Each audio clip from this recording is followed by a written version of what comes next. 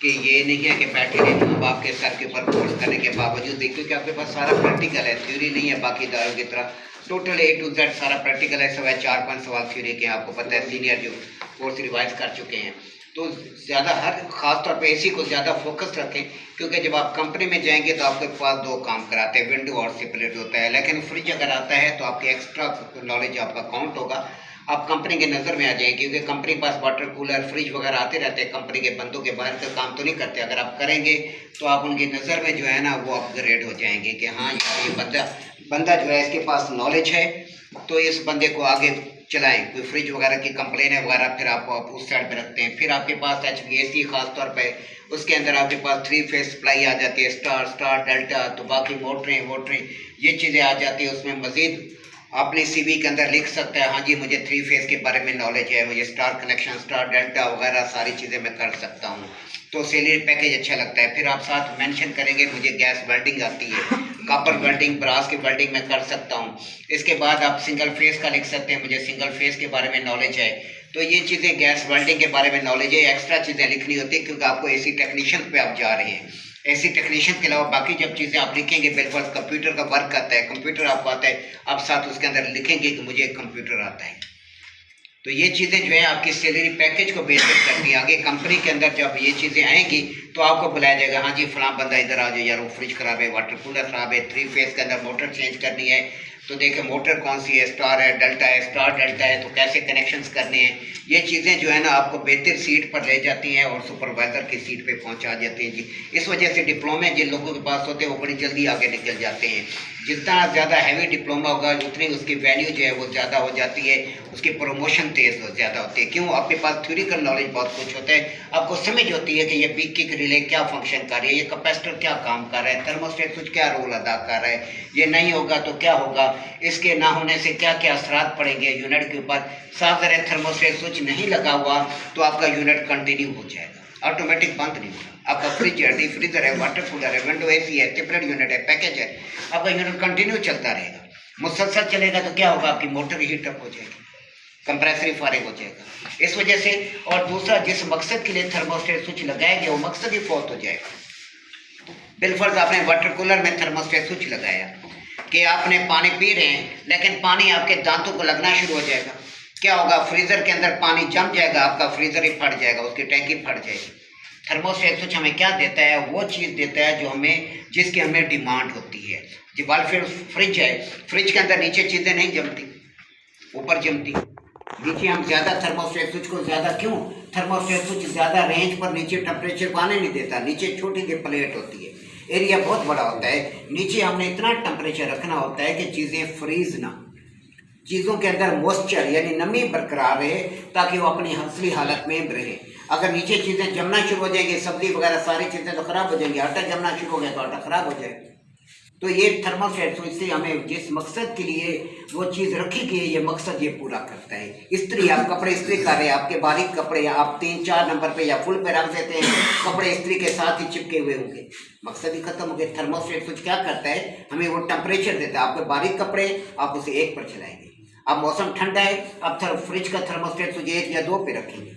Water cooler है, आप उसे थर्मोस्टेट स्विच आप खत्म करेंगे तो पानी पीने के काबिल ही नहीं रहेगा। वाटर कूलर इस वजह से आपने लगाया, आपको ठंडा पानी मिले, आपको पानी पीते हुए सुकून महसूस हो, मकसद ही खत्म हो गया। AC है, AC के अंदर क्या होता है, AC का मतलब होता है कंफर्ट टेम्परेचर पैदा करना, AC का मतलब होता है हवा की हालत को तब्दील करना, ऐसा टेम्परेचर पैदा करना कि वहाँ पर बैठे हुए लोग आराम महसूस कर सकें। अब वहाँ पर क्या होता है, AC का थर्मोस्टेट स्विच खराब हो गया तो आपका यूनिट चलता रहेगा, आपको फिर रजाई ओढ़नी पड़ेगी कि यार वो मकसद ही खत्म हो गया, वो ठंड लग रही है, जिस मकसद के लिए आपने AC लगवाया मकसद ही खत्म हो गया। वो मकसद पूरा क्या करते हैं, वो थर्मोस्टेट स्विच पूरा करते हैं। कंफर्ट टेम्परेचर, जो भी आपको टेम्परेचर चाहिए ये पूरा करते हैं। थर्मोस्टेट स्विच से यूनिट के बंद होने को क्या कहते हैं, ऑटोमेटिक कहते हैं, यानी टेम्परेचर पूरा हो गया, जो मकसद हमें चाहिए वो पूरा हो गया, उसके बाद इसने यूनिट को बंद कर दिया। जब टेम्परेचर बढ़ेगा तो उसके बाद दोबारा इसके पॉइंट मिल जाएंगे, दोबारा आपका सिस्टम चल जाएगा। ये था इसके सेंसर का रोल, ये सारा काम इसका सेंसर करता है, टेम्परेचर को सेंस करता है। जैसे मुंह में हम थर्मामीटर हम डालते हैं, उसके अंदर भी सेंसर है, वो अंदर का टेम्परेचर को सेंस करता है, हमें डिस्प्ले पे आ जाता है इंसान, ये टेम्परेचर इस टाइम इस इंसान का, इस बंदे का चल रहा है। अगर इसके इलेक्ट्रिकल पॉइंट खराब हो जाए, बिल्कुल सेंसर अपनी जगह पर है, इलेक्ट्रिकल पॉइंट खराब हो जाए तो करंट पास नहीं होगा, करंट पास नहीं होगा आपका यूनिट नहीं चलेगा, आपका ना फ्रिज चलेगा, ना टेम्परेचर चलेगा, ना वाटर कूलर चलेगा, ना इस्त्री चलेगी, ना गीजर चलेगा, कोई भी चीज़ नहीं चलेगी क्योंकि पॉइंट खराब हो गए। ठीक हो गया। फिर थर्मोस्टेट चेंज होगा तो आपकी पॉइंट अपनी असली जगह पर आएंगे, यानी थर्मोस्टेट से जो है वो हमें क्या मिलता है, हमें वो टेम्परेचर मिलता है जो हमें चाहिए। अगर एसी में लगा रहे हैं हमें कंफर्ट टेम्परेचर मिलेगा, अगर वाटर कूलर में हम लगा रहे हैं तो हमें कंफर्ट पानी मिलेगा, यानी ऐसा पानी मिलेगा जिसे पीते हुए हमें सुकून महसूस हो। फ्रिज में लगा रहे हैं तो हमें ऐसा टेम्परेचर मिलेगा कि नीचे रखी हुई चीज़ें खराब नहीं होंगी। उसके बाद हमारे पास क्या है, सिलेक्टर स्विच आ गया। सिलेक्टर स्विच की मदद से हम सिलेक्ट करते हैं, नाम इसे वादे है स्पीड को, यानी आपको एसी स्लो पे चलाना है तो यहाँ पर आप नाक को घुमाएंगे लो फैन पे आ जाएंगे। आपको मजीद मीडियम चाहिए, नाक को घुमाएंगे आप मीडियम पर आ जाएंगे। आपको हाई कूलिंग चाहिए, आप इसे हाई पे रखेंगे, आपका हाई फैन चलेगा। आपको कूलिंग चाहिए तो आप इसे कूल पे ले आएंगे।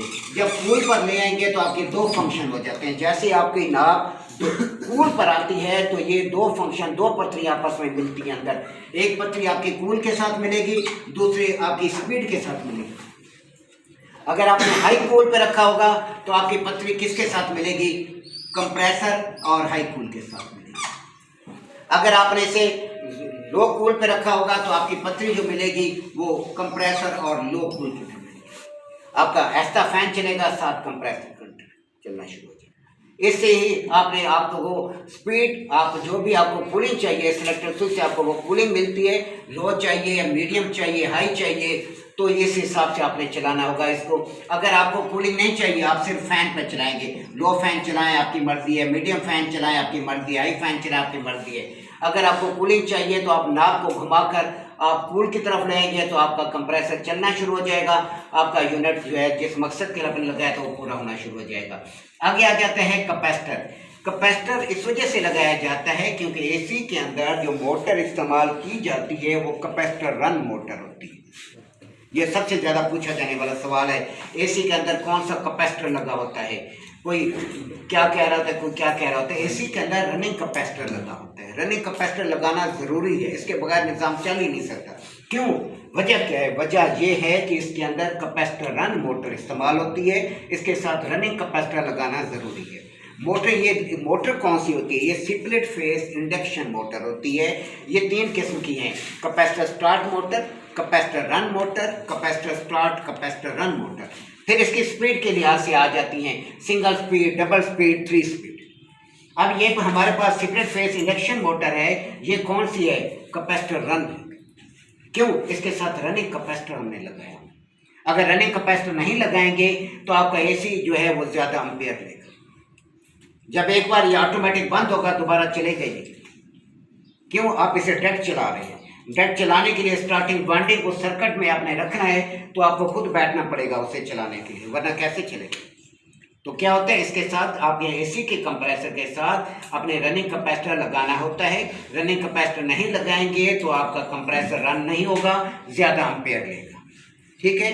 दूसरा से पूछ सकते हैं कि क्यों लगाते हैं। अगर बहुत ज़्यादा मुश्किल सवाल करें तो उन्हें आप सर बताएंगे कि इसके अंदर कैपेसिटर रन मोटर होती है, इस वजह से हम इसके साथ रनिंग कैपेसिटर लगाते हैं। किसी आप टेक्नीशियन से पूछिए, किसी के जाने वाले दोस्त होंगे 5 साल एक्सपीरियंस है, 10 साल एक्सपीरियंस से, ये सवाल सिंपल से पूछें कि एसी के अंदर हम रनिंग कैपेसिटर क्यों लगाते हैं। आपका जवाब नहीं दे सकते। दीजिए, मुझे आके बताना। हाँ जी, जवाब दीजिए। किसी सूरत में जवाब दे नहीं सकते।